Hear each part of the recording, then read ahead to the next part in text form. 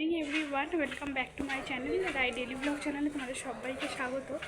আজকে হচ্ছে রবিবার, তো আজকে বাবা নেই, গেছে হচ্ছে বাবার দোকানে, যেহেতু এই অক্ষয় তৃতীয়া পুজো হয় ওই জন্য বেরিয়ে গেছে। আমাকে একটু দোকানে যেতে হচ্ছে, তো এত রোদ,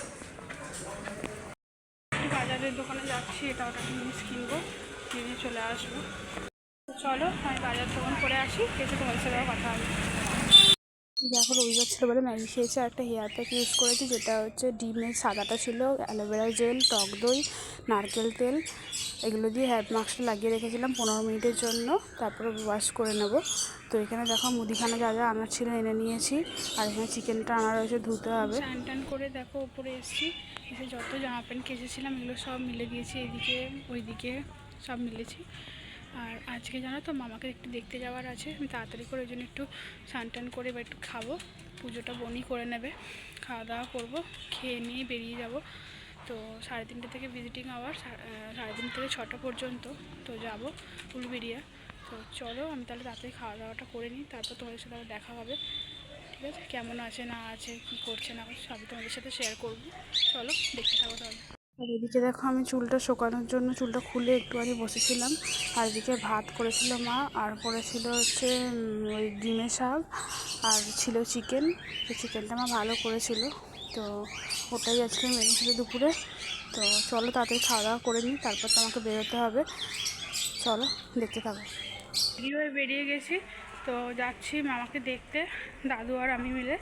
তো চলো, আর যেহেতু সেই উলবেড়িয়া হসপিটালে ভর্তি আছে মামা, তো ওই কারণে এখনই বেরিয়ে পড়েছি খাওয়া দাওয়া করে।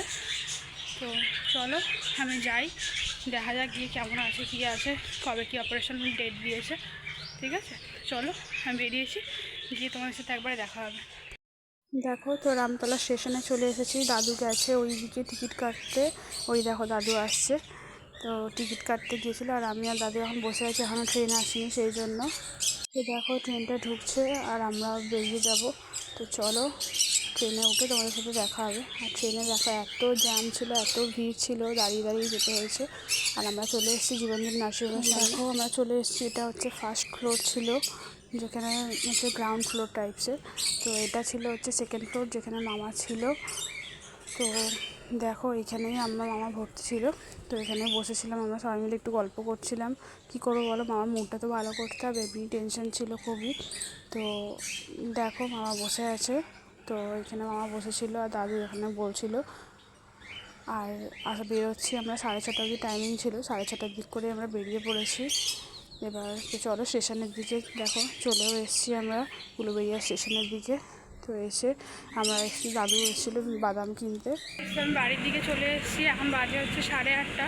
কাল সকাল 9টার মধ্যে আমার অপারেশন হবে, তো এই কারণে তাড়াতাড়ি যেতে হবে।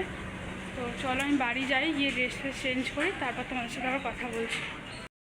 আর দেখো এদিকে রাতের বেলা চিকেনটা গরম করেছিল মা, ওটা দিয়েই ভাত খেয়েছি অল্প করে, আর অল্প একটু লেবু নিয়েছি, আর একটা পেঁয়াজ নিয়েছিলাম।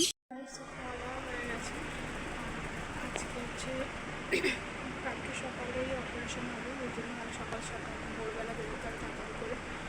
আর আমার দেখো এদিকে চুলটা আমি বেঁধে নিয়েছি, মানে একটু বিনুনি করেছি, বিনুনি করে গালাটা নিচে বেঁধে নিয়েছি। আর হচ্ছে এবার রাতে শুয়ে পড়বো, এখন বাজে হচ্ছে 12:10। আর তারপরে কাল সকালবেলা 6:30টার মধ্যে বেরোতে হবে, কাল 6:30টায় অপারেশন আছে। চলো আর আজকের মতো ভিডিও এতটাই, দেখা হচ্ছে কালকে একটা নতুন ব্লগের সাথে। তোমার সবাই খুব ভালো থেকো, সুস্থ থেকো, সবাইকে জানাই শুভরাত্রি, টাটা, সবাইকে ভালো থেকো সবাই। আর অবশ্যই তোমাদেরকে শেয়ার করবো বাবা কীরকম আছে, কী আছে না আছে। চলো।